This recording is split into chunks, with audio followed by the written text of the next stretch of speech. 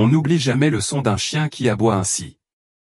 Ce n'était pas seulement fort, c'était urgent, comme une sirène venue d'un lieu ancien et primordial. Marcus Hay avait entraîné des chiens K9 pendant plus de 2 décennies, et cet aboiement lui faisait dresser tous les cheveux de la nuque. « Echo, qu'est-ce qu'il y a, mon garçon ?» appela-t-il en entrant dans le salon de sa sœur.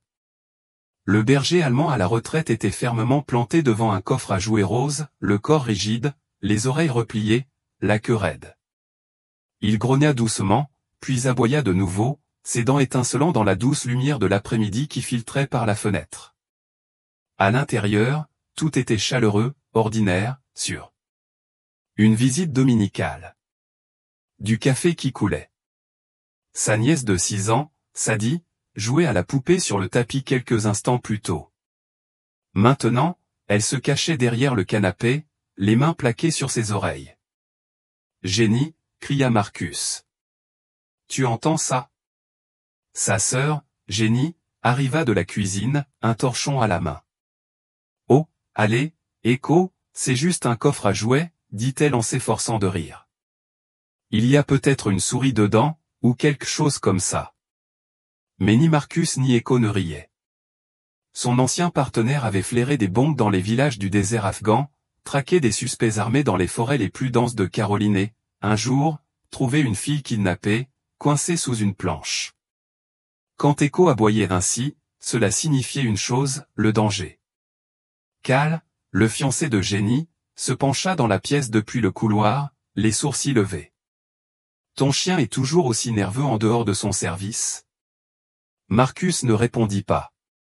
Ses yeux étaient toujours fixés sur Echo, qui fixait le coffre à jouets comme s'il venait de devenir une scène de crime. Marcus s'agenouilla près du chien et posa doucement une main sur son dos. Echo tressaillit sous son contact, mais ne s'éloigna pas. Son museau pointait droit vers le coffre, tel un canon de fusil. Marcus ouvrit lentement le couvercle. À l'intérieur, un fouillis d'animaux en peluche et de poupées en plastique, une sirène, un ours borgne, un lapin rose à l'oreille mâchouillée, où tout semblait normal. Mais Echo n'arrêtait pas de grogner. Marcus tendit la main et sortit les jouets un par un. Tout au fond, niché dans le corps creux d'un gros ours en peluche, quelque chose de métallique brillait. Il marqua une pause. Dans le ventre de l'ours, enveloppé de gaz et fermé avec du ruban adhésif, se trouvait un minuscule objet noir pas plus grand qu'un chewing-gum. Une lentille. Une lumière rouge clignotante. Une caméra cachée et elle enregistrait. Ce soir-là, Marcus était assis seul sur la balancelle du porche, Echo à ses pieds. Le soleil était couché, les grillons chantaient, son esprit s'emballait. Qui a mis une caméra de surveillance dans un jouet d'enfant? Jenny a insisté, affirmant ne pas savoir, avoir acheté l'ours en peluche dans un vide-grenier quelques semaines auparavant. Peut-être qu'un type bizarre s'en est servi pour faire des farces, a-t-elle suggéré avec un sourire tremblant. Cal a suggéré qu'il s'agissait peut-être d'un arnaqueur ou d'un pirate informatique. Mais Marcus savait que ce n'était pas le cas. Les caméras cachées dans les ours en peluche ne finissaient pas dans les maisons par accident. Il glissa l'appareil photo dans une enveloppe et l'envoya dans la nuit à un ami d'Atlanta, un ancien technicien en cybercriminalité qui lui devait une faveur. « S'il y a quelque chose dessus, » avait dit Marcus, « je dois le savoir. » Il ne dormit pas cette nuit-là. Echo non plus. Le chien arpentait le couloir entre la chambre de Sadie et la chambre d'amis où dormait Marcus. À 3h17, Echo recommença à gratter, cette fois non pas le coffre à jouets, mais le mur à côté du lit de Sadie. Sadie gémissait dans son sommeil, ses petits poings serrés contre ses flancs. Marcus entra discrètement. Echo était figé, grognant contre la cloison sèche. Quelque chose était enfoui là aussi, il en était sûr. Le lendemain matin, Marcus prépara des crêpes. Sadie entra dans la cuisine vêtue d'un t-shirt à manches longues, même s'il faisait 28 degrés Celsius dehors. « Et, mon petit pois, dit doucement Marcus. Tu n'as pas chaud là-dedans? » Elle haussa les épaules. Maman dit que j'attrape froid facilement.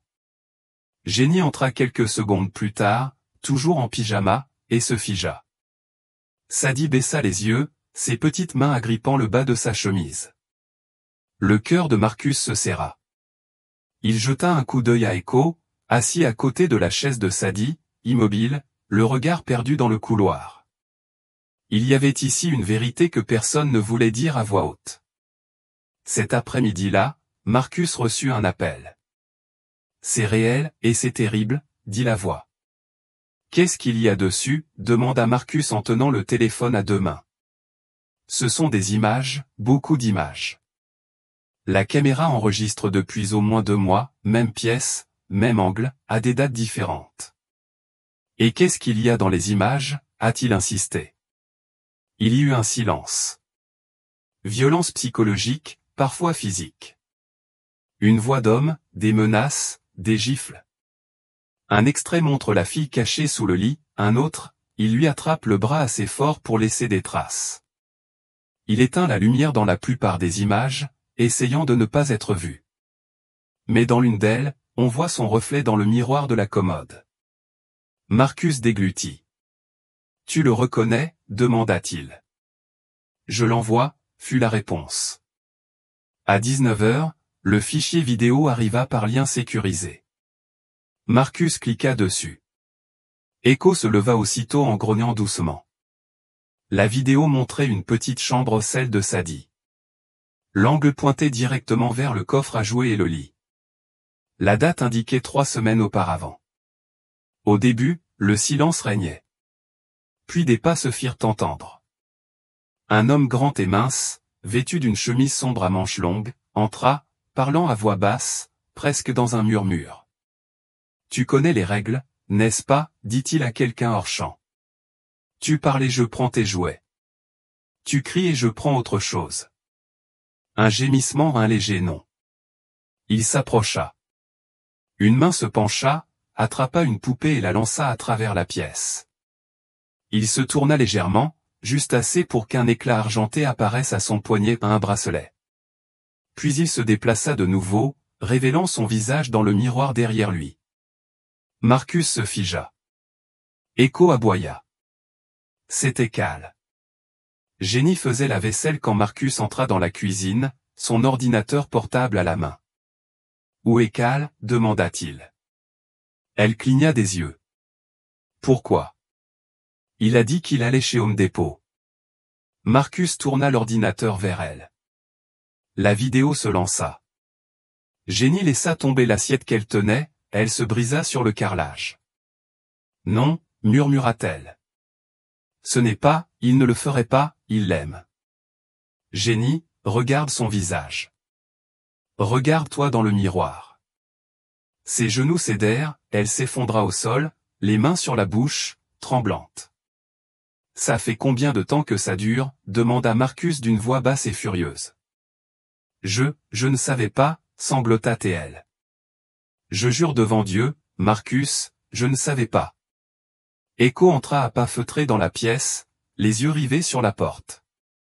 Sadie jeta un coup d'œil derrière le mur du couloir. Sa voix était faible. « Oncle Marcus ?» Il se tourna vers elle et dit doucement, « Si je le disais à quelqu'un, il entendit Echo grogner à nouveau. Mais je pense qu'Echo est plus fort. » La vidéo ne mentait pas.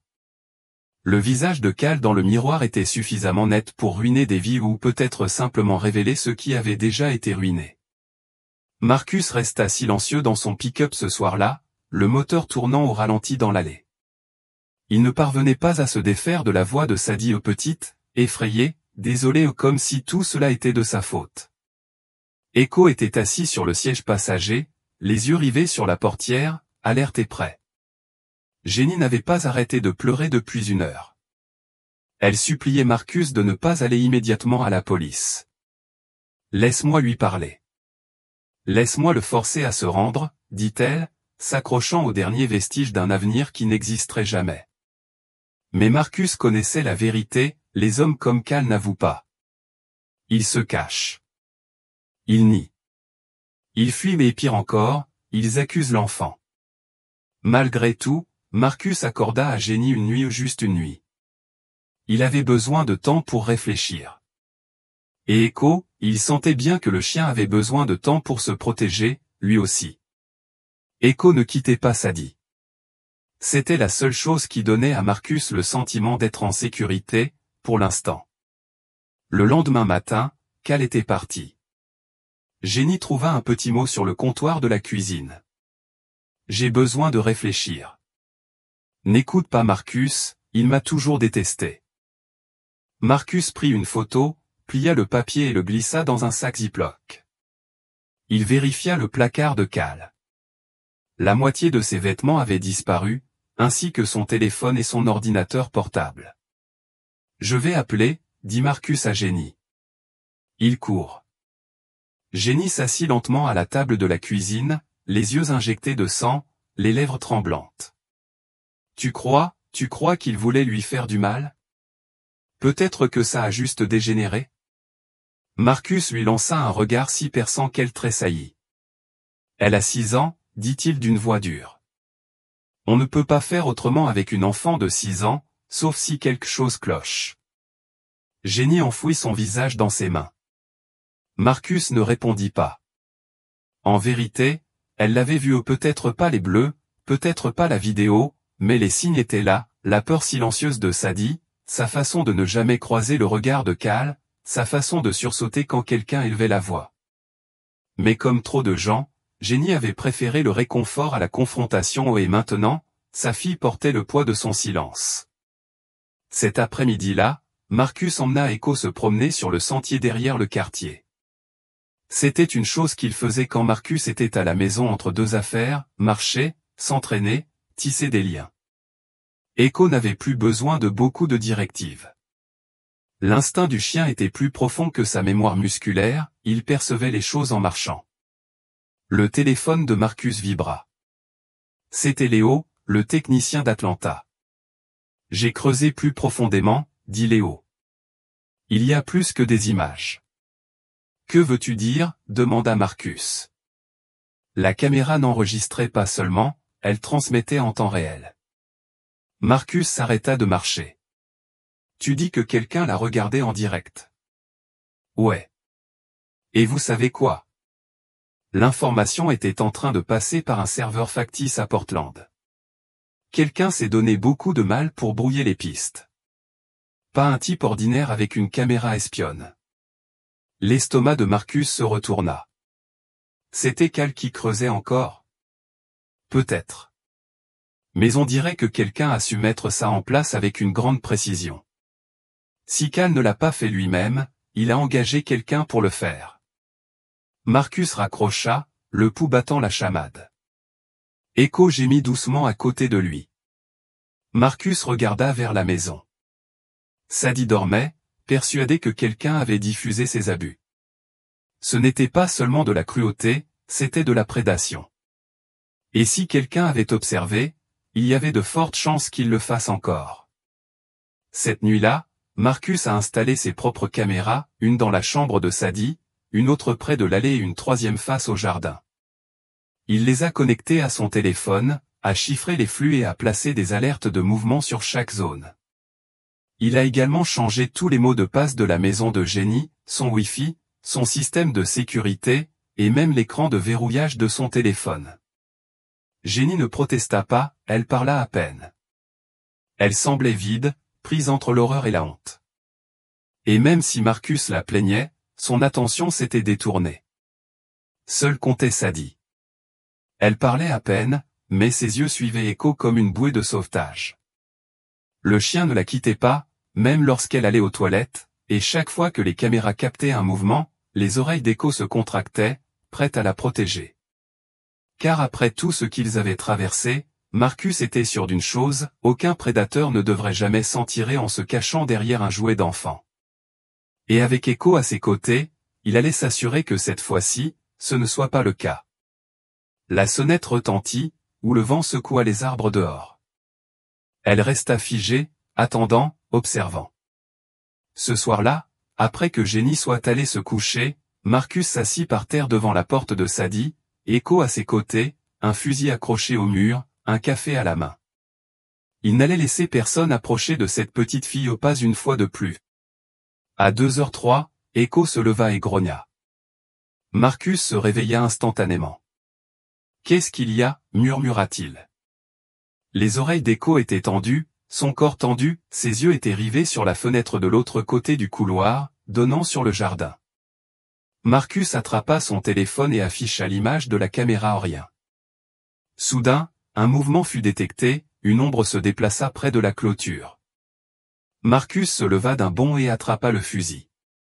Il se glissa jusqu'à la porte de derrière, la déverrouilla silencieusement et sortit pieds nus. La terre froide lui mordait les semelles. Echo resta à ses côtés, silencieux mais serein. Un autre éclair sur la caméra, une grande silhouette encapuchonnée. Marcus leva la lunette. « Ne bouge pas » grogna-t-il dans l'obscurité. « Je te vise et j'ai un chien dressé pour t'arracher la rotule. » La silhouette se figea, puis se retourna et s'enfuit. Marcus ne tira pas, il n'était pas là pour tuer, mais pour protéger.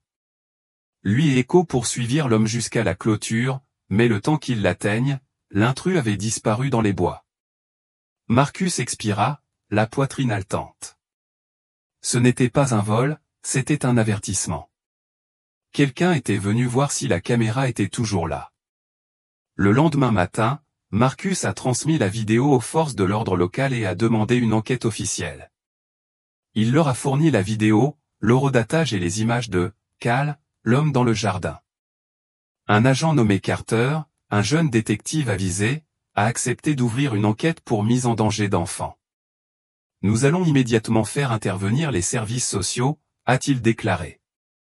Elle sera placée en soins de protection d'urgence. Marcus secoua la tête. Elle reste avec moi. Je suis son oncle légal, et elle ne partira pas. Echo, tu n'as pas de tutelle. Je vais m'en occuper, dit Marcus en jetant un coup d'œil à Jenny, assise tranquillement sur le canapé, les yeux rivés au sol. Elle n'est pas en état de se battre avec moi, et franchement, elle ne devrait pas l'être. À midi, la maison grouillait d'enquêteurs. Sadie s'accrocha à Echo tout le temps. Quand les policiers lui posaient des questions, elle murmurait ses réponses à l'oreille du chien. Echo ne bougea pas, ne sia pas, se contenta d'écouter, ce qui lui donna la force de parler. Elle leur raconta les règles, les punitions, les paroles de Cal quand Jenny n'était pas à la maison, les marques rouges sur ses bras, les menaces. « Si je le disais à quelqu'un, murmura-t-elle, il ferait disparaître Echo. » L'un des officiers jeta un coup d'œil à Marcus, stupéfait. Mais Marcus ne sia pas, il était plus que stupéfait, il était en guerre. Ce soir-là, alors que le soleil baissait et que la maison se vidait, Sadie se blottit contre Echo sur le canapé, sa petite main posée sur son cou. Marcus était assis à côté d'elle et la regardait dessiner au crayon de couleur. Elle esquissait quelque chose, un chien grand et fort se tenant entre une petite fille et une silhouette sombre aux yeux rouges. Echo. Sadie leva les yeux vers Marcus. Il n'a jamais aboyé comme ça, dit-elle doucement. Marcus sourit doucement. C'est parce qu'il n'avait jamais eu à être aussi courageux auparavant. Il m'a sauvé, n'est-ce pas? Oui, répondit Marcus. Il l'a fait. La maison était plus calme maintenant, mais le silence n'apportait pas la paix. Jenny était allée chez son amie après que les services de protection de l'enfance eurent insisté pour une évaluation psychologique. Marcus n'avait pas objecté, elle avait besoin d'espace pour affronter sa culpabilité. Franchement, Sadie était plus calme sans elle. Le salon était devenu un quartier général improvisé, ordinateur portable, disque dur, capture d'écran imprimé des images de la caméra cachée. Marcus avait transformé le traumatisme de sa nièce en preuve, dossier, chronologie. Sadie, quant à elle, n'avait jamais demandé à voir sa mère, elle avait seulement demandé à voir Echo. « Oncle Marcus », dit-elle doucement un matin en faisant glisser son dessin sur la table. « Puis-je prévenir la police par l'intermédiaire d'Echo » Marcus hocha la tête. « Quand tu veux, ma puce. » Il baissa les yeux sur son dessin, Echo, encore, debout entre Sadie et ce qui ressemblait à un homme en sweat à capuche. Au-dessus de l'ombre, elle avait écrit un mot en gros caractères au crayon, mensonge. Ça a été un choc, car plus Marcus regardait les images, plus c'était évident, Cal n'avait pas seulement été violent, il avait manipulé tout autour de Sadie pour la faire taire. Dans un extrait, on le voyait debout dans un coin de sa chambre, parlant si doucement qu'on aurait pu le prendre pour de la gentillesse. « Tu ne veux pas que ta mère soit triste, n'est-ce pas? Si tu pleures, je saurai que tu mens. Echo ne te protégera pas éternellement. » Il parlait comme s'il lui expliquait un scénario répétitif, patient, d'une manière sinistre. Marcus avait déjà vu des prédateurs, mais là, c'était quelque chose de plus froid. Il apporta les images à l'inspecteur Carter cet après-midi-là. Carter paraissait plus jeune que d'habitude, avec des cernes sous les yeux et 2 tasses de café vides sur son bureau. Il prenait cette affaire au sérieux, Marcus devait bien le lui reconnaître. Carter appuya sur la touche « Play » pour visionner l'une des séquences. Cal se tenait dans la chambre de Sadie au milieu de la nuit, baignée par la lueur bleue de sa veilleuse. « Elle dort ?» demanda Carter. « Elle fait semblant », répondit Marcus. On le voit à sa respiration, elle l'observe sous la couverture. Dans la vidéo, Cal se penche sur le coffre à jouets, cherchant non pas à attraper un jouet mais à ajuster l'angle de la caméra cachée. « Tu vois ça ?» demanda Marcus. Ce n'est pas accidentel, il le repositionne. Carter plissa les yeux. « Qu'est-ce que c'est dans le miroir ?» Ils se penchèrent tous deux. Dans le reflet du miroir de la commode, derrière Cal, se dessinait une autre silhouette, le visage de Cal, calme, concentré, une lueur de satisfaction dans le regard. « Je l'ai eu », dit Carter en se rasseyant. C'est suffisant pour déclencher une alerte à l'échelle de l'État. Marcus hocha la tête. Il faut le récupérer avant qu'il ne disparaisse complètement. Cette nuit-là, Marcus resta éveillé pour visionner d'autres clips. Echo était allongé à côté de lui sur le sol du salon, les oreilles frémissantes à chaque faible bruit provenant du couloir. Marcus ne pouvait s'empêcher de regarder au clip après clip, semaine après semaine les dégâts psychologiques se dévoilaient lentement à l'écran, la posture de Sadie changeait, ses yeux s'assombrissaient, sa voix se faisait plus basse. Elle arrêta de jouer avec ses poupées et commença à les cacher. Chaque vidéo était le témoignage d'une innocence volée. Et pourtant, quelque chose tracassait Marcus ou quelque chose clochait. Si Cal avait installé la caméra, qui d'autre le savait? Car dans une vidéo horodatée près de 2 mois auparavant, Cal n'était pas dans la pièce. Quelqu'un d'autre était là, une silhouette gantée, plus grande, plus mince, se déplaçant rapidement. Marcus figea l'image, zooma. Il la sortit, la vérifia et la rangea soigneusement dans l'ours en peluche. Il portait un sweat à capuche, sans visage visible mais les gants, la montre. Marcus prit une photo de l'écran en pause et l'envoya à Léo à Atlanta, nouveau joueur au besoin d'une pièce d'identité. Urgent. La réponse est arrivée 1 heure plus tard, ce n'est pas Cal. C'est Thomas McKay. Marcus cligna des yeux. McKay ce nom faisait l'effet d'un coup de poing. Il avait purgé une peine, un délinquant sexuel déclaré coupable, arrêté une fois, mais dont on disait qu'il avait des dizaines de victimes. Cal avait témoigné à son audience des années plus tôt. Marcus consulta des documents publics, Cal et McKay avaient travaillé dans le même atelier de carrosserie pendant un certain temps après l'audience. Ils étaient toujours en contact, ce qui signifiait qu'il ne s'agissait pas seulement d'abus, c'était du conditionnement organisé, et Sadie était presque perdue au milieu de tout ça. Il n'a pas dormi. Le lendemain matin, Marcus tendit la photo à l'inspecteur Carter. McKay, dit-il. Le contact de Cal. C'est lui qui a installé le système, il l'a probablement regardé aussi. Le visage de Carter se durcit. L'affaire vient d'être portée devant la juridiction fédérale. Nous allons contacter la cellule du FBI chargée des crimes contre les enfants. Bien, répondit Marcus. Parce que si les fédéraux ne l'attrapent pas, je le ferai. Au moment où les services de protection de l'enfance sont arrivés pour un autre suivi, Sadie était assise sur le sol dans le couloir avec Echo, traçant sa patte avec son doigt. « Dois-je aller avec eux ?» murmura-t-elle lorsque Marcus s'approcha. « Non, ma puce, dit-il. Tu restes ici avec moi. » Et écho, toujours. Plus tard dans la journée, la sonnette retentit. Marcus regarda la caméra, Jenny. Elle paraissait plus maigre, plus pâle, les yeux gonflés par les pleurs. Il entr'ouvrit la porte. « Je voulais juste la voir, » dit Jenny. Marcus expira. « Tu ne peux pas entrer maintenant. »« Je sais. Mais je ne savais pas. »« Marcus, je te jure que je te crois. » Il dit doucement, « Cela ne change rien à ce qui s'est passé. » Les larmes lui montèrent aux yeux. « Tu es en colère contre moi. »« Non, » dit-il. « Je la protège, c'est ce que tu étais censé faire. » Ça la piqua. Elle ne répondit pas. « Tu as déjà un avocat ?» demanda doucement Marcus. Elle hocha la tête, puis dit, « Concentrez-vous sur la guérison, pas sur le combat. » Jenny regarda derrière lui, à l'intérieur de la maison. Echo se tenait derrière Marcus et observait. Jenny murmura, « Dis-lui que je l'aime. » Marcus hocha la tête une fois, il ne promit pas.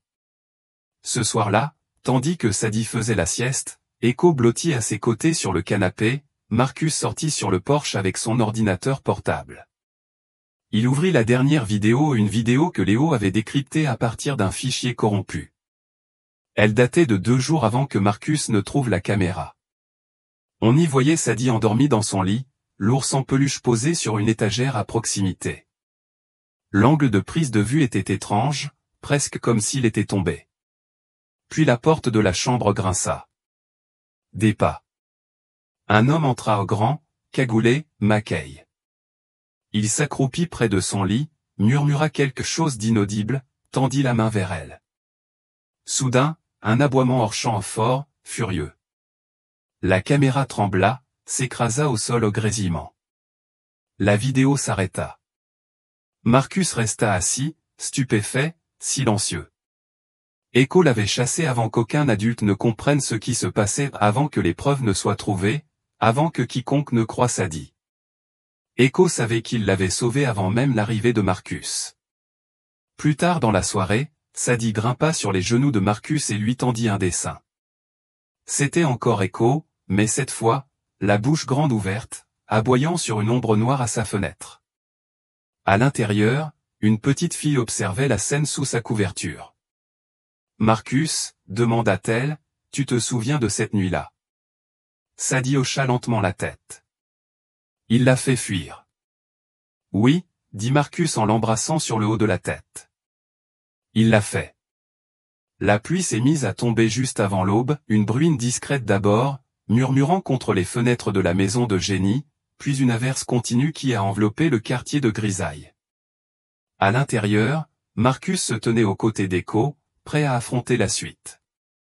Devant l'évier de la cuisine, regardant le jardin à travers la porte coulissante, son café avait refroidi dans sa main. Derrière lui, Echo arpentait le couloir tel un soldat en patrouille. Dans le salon, Sadie, blottie sur le canapé dans son fort de couverture, fredonnait doucement tout en coloriant son cahier. Marcus ne lui avait pas parlé de Mackay ou pas encore, pas tant qu'elle tressaillait encore au son de la sonnette. L'inspecteur Carter avait appelé tard la veille pour lui annoncer la nouvelle. « Nous portons plainte », avait-il dit. Mise en danger d'enfant, surveillance illégale, complot en vue d'exploiter sexuellement un mineur, tout y passe. Les fédéraux sont sur le coup.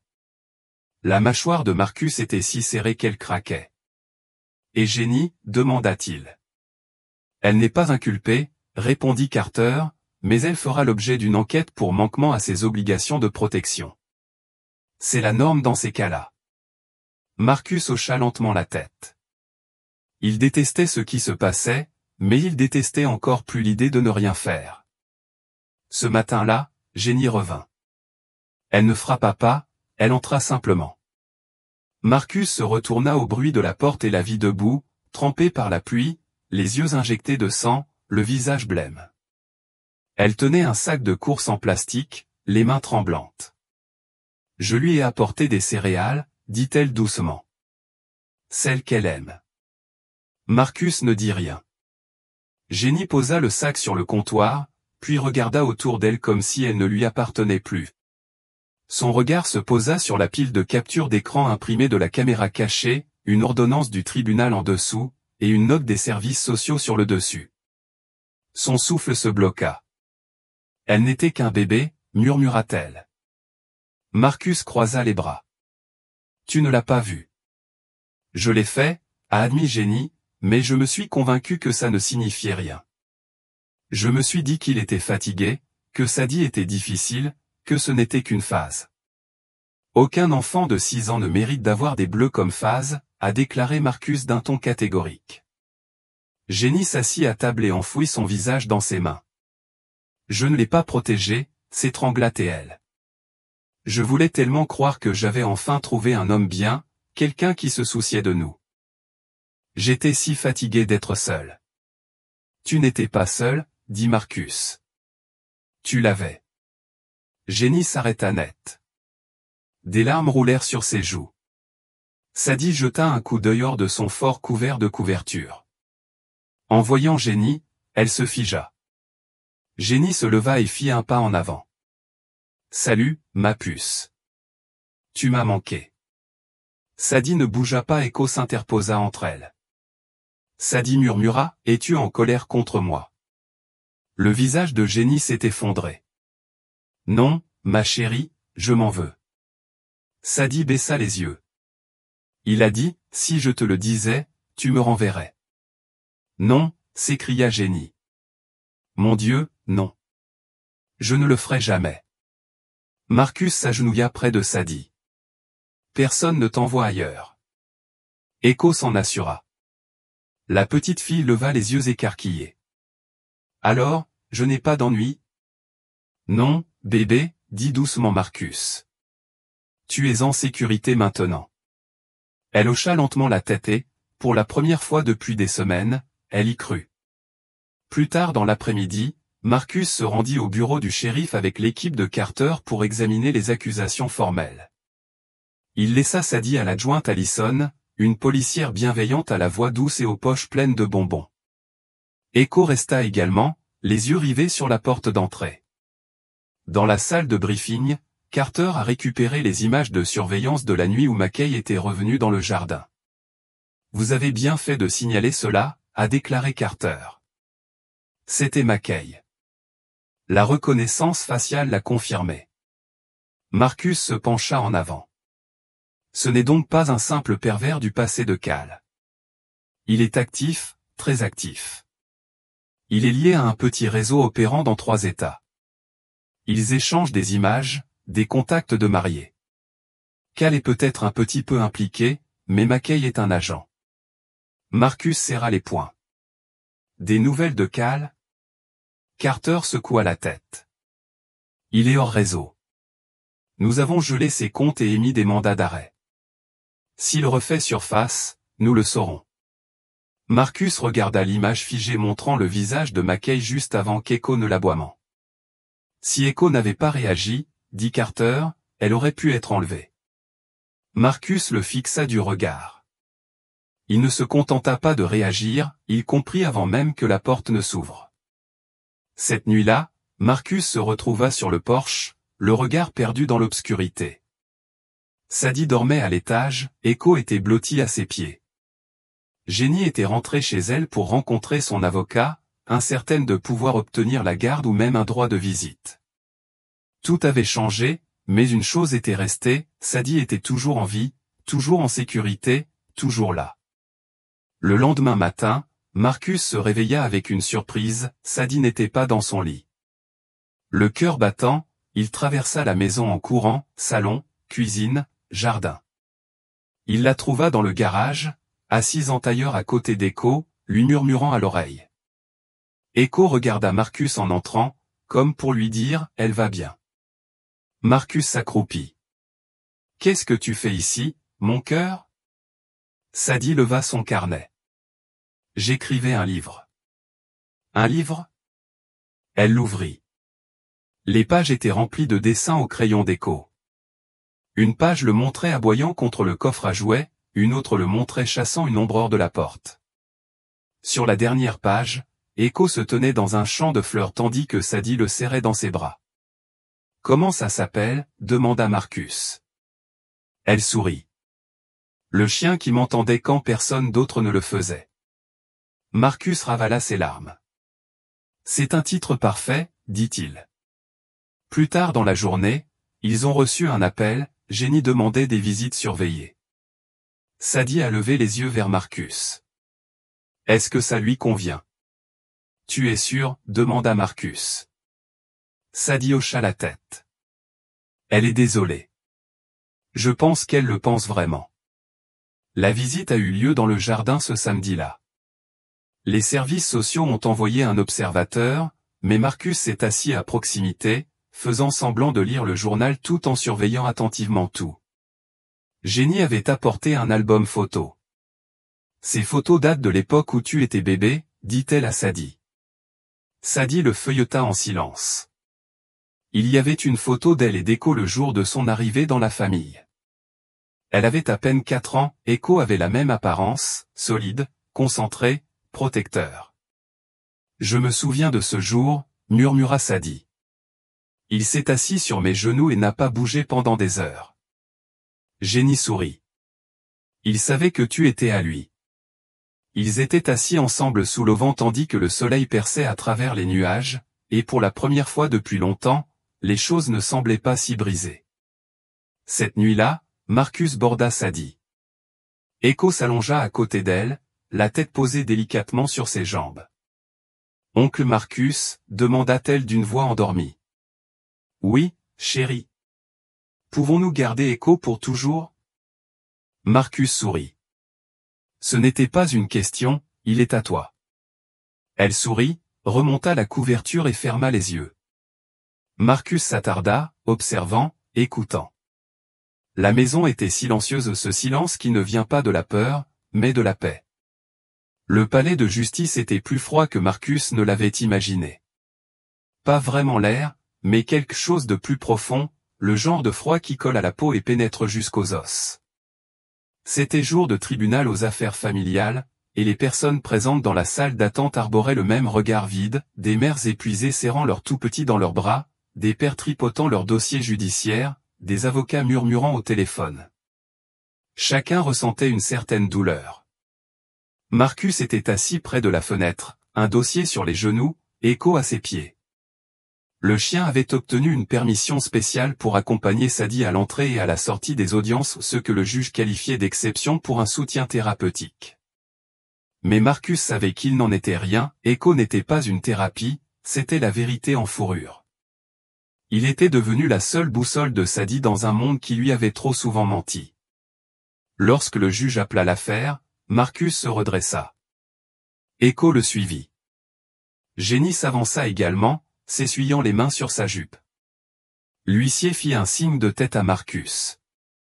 Monsieur Hay, vous demandez la tutelle d'urgence de votre nièce? Je le suis, votre honneur. Avez-vous des preuves d'une éducation inadéquate de la part du tuteur légal de l'enfant, Madame Jennifer Hay? Marcus ne broncha pas, oui. J'ai soumis toutes les séquences vidéo au tribunal, comme demandé. J'ai également joint les évaluations du CPS et la déclaration sous serment de l'inspecteur Carter. La juge feuilleta le dossier, les lèvres pincées. Je vois, dit-elle d'un ton neutre. Et vous demandez la garde exclusive en attendant l'issue du procès pénal contre Monsieur Calvin Rivers? Oui, madame. Elle regarda Jenny. Madame Hay, votre réponse? Jenny déglutit. Je ne conteste pas la demande de Monsieur Hay. J'aime ma fille, mais je l'ai trahie. Je le comprends maintenant. Je veux juste faire à nouveau partie de sa vie quand ce sera sans danger. Il y eut un moment de silence. Puis le juge acquiesça. À compter d'aujourd'hui, Marcus Hay se voit accorder la tutelle temporaire et complète de Sadie Hay. Les droits de visite de Madame Hay seront réévalués après les séances de formation parentale et de conseil imposées par le tribunal. Jenny laissa échapper un sanglot discret. Marcus ne jubilait pas et ne souriait pas. Il se retourna simplement et vit Sadie applaudir silencieusement depuis les bancs, les yeux brillants d'espoir. Un léger sourire apparut sur son visage. Echo lui lécha la main une fois, et elle rit pour la première fois depuis des jours. À l'extérieur du palais de justice, l'air semblait plus léger. Sadie courait devant, son sac à dos rebondissant tandis qu'elle fonçait vers le camion. Echo trottinait à ses côtés, tel un garde du corps. Jenny a rejoint Marcus sur le parking. Merci, a-t-elle murmuré, de ne pas m'avoir complètement exclu. Il soupira. Ce n'est pas moi que tu dois remercier. Il fit un signe de tête à Echo. Je sais. Puis elle regarda Sadie, qui grimpait sur la banquette arrière. Elle le dessine toujours, tu sais, dit Jenny. J'en ai vu une épinglée sur le frigo, elle lui a donné des ailes.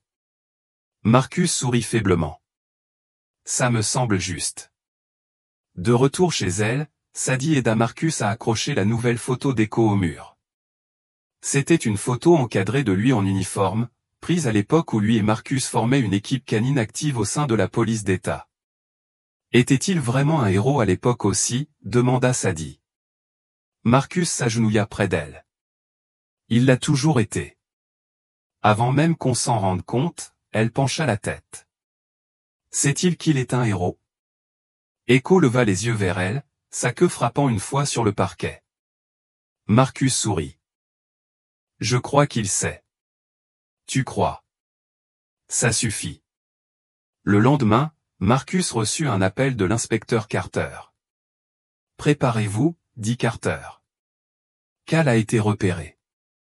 Marcus resta figé dans son salon. Où? Une ferme abandonnée près de Winder. McKay l'utilisait comme façade. On dirait que Cal s'y cache depuis au moins une semaine. Vous avez une équipe qui arrive. On en organise un. J'ai pensé que ça vous intéresserait. Marcus regarda Echo, qui s'était déjà levé. Tu as bien raison, dit-il. Il ne dit pas à Sadie où il allait, il l'embrassa simplement sur le front, lui dit qu'Echo avait besoin d'un contrôle à l'ancien commissariat et la laissa avec l'agent Allison pour l'après-midi. Puis, Echo et lui prirent la route vers le nord, en direction de la ferme. Les souvenirs revinrent en masse, arrestation, adrénaline, couloir sombre, salle bondée. Mais là, c'était différent. Ce n'était pas une question de devoir, c'était personnel. Lorsqu'ils arrivèrent à la ferme, l'équipe de Carter était déjà là, arme au poing, gilet serré, le regard perçant. « Tu es sûr qu'il est là ?» demanda Marcus. Carter hocha la tête. Thermal dit oui, un corps se déplaçant lentement pourrait être blessé. Marcus attacha le gilet d'Echo au chien. « J'y vais avec toi. » Marcus, tu ne serais pas là sans mon chien. Laisse-moi finir comme il se doit. Carter hésita, puis hocha la tête. L'Echo mène. La ferme était sombre et humide, le sol craquait à chaque pas, la poussière flottait dans l'air comme un brouillard. Les oreilles d'Echo frémirent, il était figé, en alerte, hyper concentré. Ils trouvèrent Cal dans sa chambre, seul, débraillé, portant le même sweat à capuche gris que sur la vidéo. En voyant Marcus, son visage se tordit non pas de peur, mais de suffisance. « Eh bien, dit-il, ça t'a pris assez de temps. » Marcus ne répondit pas. Echo s'avança et grogna. « Tu te caches toujours derrière ton chien, non, dit Marcus. C'est à cause de lui que tu tombes. » Cal se leva lentement, les mains levées. « Tu n'as aucune idée de ce que tu fais. » Toi non plus, répondit Marcus, jusqu'à ce que tu t'en prennes au mauvais enfant. Carter le menotte sans un mot, tandis qu'il le traînait dehors, Echo aboya un dernier aboiement fort. À cet instant, Marcus jura qu'il résonna dans toute la ferme. De retour à la maison, Marcus trouva Sadie qui l'attendait sur le porche. « Tu as mis du temps, dit-elle. » Marcus s'accroupit à côté d'elle. « Il fallait que je finisse quelque chose. » Echo va bien? Il va mieux que bien. Elle sourit et serra le chien dans ses bras, enfouissant son visage dans sa fourrure. Il revient toujours, murmura-t-elle. Marcus ravala la boule dans sa gorge. Oui, dit-il, il le fera toujours. Il a fallu 3 mois pour que la date du procès arrive, 3 mois de thérapie, de rapports de police, d'évaluation des services sociaux et de longues nuits où Sadie se réveillait encore en pleurs. Mais Echo était toujours là, au pied de son lit ou collé contre son dos sur le canapé. Il ne bougeait jamais jusqu'à ce qu'elle se calme. À bien des égards, Echo était devenue sa voix, une voix qu'elle avait trop peur d'utiliser pendant bien trop longtemps. Et maintenant, enfin, il était temps que cette voix soit entendue. La salle d'audience était bondée. Les journalistes rôdaient à l'extérieur, photographiant les marches du palais de justice. À l'intérieur, les forces de l'ordre remplissaient la galerie, aux côtés des associations de défense des droits de l'enfant et des agents canins qui avaient travaillé avec Marcus au fil des ans. Cal Rivers s'était assis à la table de la défense, vêtu d'un costume mal ajusté, le visage impassible. Son avocat lui murmura à l'oreille, mais Cal ne répondit pas. Il n'avait pas beaucoup parlé depuis son arrestation, peut-être parce qu'il n'avait plus rien à dire. Les images, le reflet dans le miroir, l'installation de la caméra remontant jusqu'à McKay, tout cela dressait un tableau que même le meilleur avocat ne pouvait expliquer. Mais cette affaire ne se résumait pas à des preuves. Il s'agissait de Sadie, et elle était prête. Lorsque l'huissier l'appela, Sadie se leva du premier banc, serrant la laisse d'Echo. Le silence se fit dans la salle d'audience. Marcus se tenait à côté d'elle, la main sur son épaule. La juge, une femme d'une 60aine d'années au regard doux, se pencha en avant. « Mademoiselle Sadie, vous êtes très courageuse d'être venue aujourd'hui. » Sadie hocha la tête. « Echo peut venir aussi ?» Le juge sourit. « Bien sûr. » Alors qu'il se dirigeait vers la barre des témoins, tous les présents les observaient, certains avec admiration, d'autres avec une incrédulité discrète. Une fillette de 6 ans, face à l'homme qui la terrifiait depuis des mois, marchait avec rien d'autre qu'un bloc-notes et un chien. Une fois assise, elle ouvrit le carnet. « Je veux lire quelque chose que j'ai écrit, » dit-elle doucement. Le juge hocha la tête. Sadie prit une inspiration. « Je m'appelle Sadie et j'avais peur. J'avais peur tout le temps, mais personne ne l'a vu, pas même maman. Je me croyais invisible, mais Echo m'a vu. Echo m'a entendu. Il a aboyé contre le coffre à jouets et a trouvé la caméra. Il a grogné à la porte quand quelqu'un de méchant est arrivé. Il a aboyé si fort que la vérité a dû éclater. Je pensais que personne ne pouvait me protéger, mais Echo, oui, et oncle Marcus, oui. Je n'ai plus peur. » Le silence régnait dans la salle d'audience. Puis le juge hocha la tête. « Merci, Sadie. C'était très courageux. » L'avocat de Cal a refusé de contre-interroger l'accusé.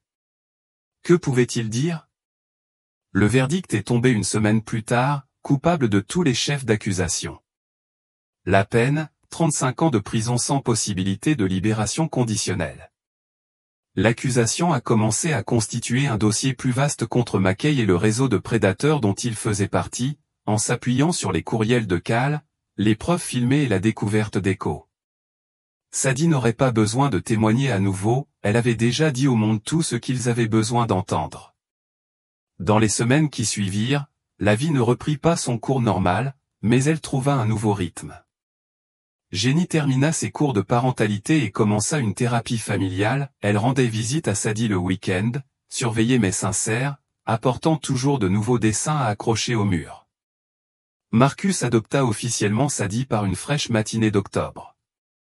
Elle portait une robe bleu marine ornée de petites étoiles dorées, et Echo était assis à leur côté sur le banc du juge lors de la signature de l'adoption. « Comprenez-vous ce que cela signifie ?» lui a demandé le juge. Sadie hocha la tête. « Ça veut dire qu'il est mon père pour toujours. » La même semaine, Echo a reçu une lettre de la mairie, il était honoré lors de la cérémonie annuelle « Héros parmi nous ». Il recevrait la médaille, patte d'argent, une distinction décernée aux animaux d'assistance dont les actions ont directement contribué à sauver une vie humaine. Marcus lut la lettre 2 fois, puis 3. Lorsqu'il baissa les yeux, Echo remuait déjà la queue, comme s'il savait que la cérémonie allait avoir lieu. La cérémonie s'est déroulée dans le parc municipal par un après-midi ensoleillé de novembre. Les feuilles craquaient sous les pieds tandis qu'une foule nombreuse se rassemblait autour d'une petite scène décorée de drapeaux américains et de banderoles arborant des silhouettes de chiens de travail. Marcus est monté sur scène avec Echo, Sadie suivait de près, tenant la laisse. Le maire s'est penché vers le micro. Le lauréat de la médaille Silver Paw de cette année est un agent canin à la retraite nommé Echo, dont l'instinct, la loyauté et le refus de reculer ont permis de découvrir un sombre secret, qui a permis de sauver un enfant du danger. Les applaudissements fusèrent. Sadie rayonnait. Echo remua la tête une fois, puis laissa échapper un aboiement aigu. La foule rit, puis applaudit plus fort. Le maire se pencha, attacha la médaille au col d'Echo et lui murmura quelque chose à l'oreille que seul Echo pouvait entendre. Marcus s'agenouilla près de lui. « Tu l'as mérité, partenaire. » Ce soir-là, ils étaient tous assis sur la véranda. Marcus, Sadie et Echo à regarder les étoiles scintiller dans le ciel. Sadie s'appuya contre le bras de Marcus. « Tu penses qu'Echo sait qu'il a reçu un prix ?» Marcus rit doucement. « Je pense qu'il sait qu'il a fait quelque chose d'important. » Elle regarda la médaille autour du cou d'Echo. « Je vais dessiner ça demain, la façon dont il regardait sur scène. » Marcus sourit. « Il va adorer. » Elle resta silencieuse un instant, puis murmura, « Oncle Marcus, pourquoi personne ne m'a entendu avant ?» Il regarda les arbres. « Je pense que parfois, les gens sont trop occupés ou effrayés, ou refusent de croire que des choses mauvaises arrivent près d'eux. Mais ça ne veut pas dire que tu étais invisible, ça veut juste dire qu'ils n'écoutaient pas. » Mais Echo l'était, dit-elle. Oui, il hocha la tête. Echo écoute toujours. À l'intérieur, Sadie s'endormit tôt, Echo se blottit contre elle, la queue enroulée autour de ses pieds, la tête sur son oreiller. Marcus, debout à la porte, les observait tous les deux. Il fut un temps, il n'y a pas si longtemps, où il doutait que cette œuvre soit possible, où il n'avait que des soupçons, un vieux coffre à jouer et un chien qui n'arrêtait pas d'aboyer. Mais Echo l'avait su dès le début. Echo avait entendu ce que personne d'autre ne pouvait entendre, et grâce à lui, une petite fille avait retrouvé sa vie.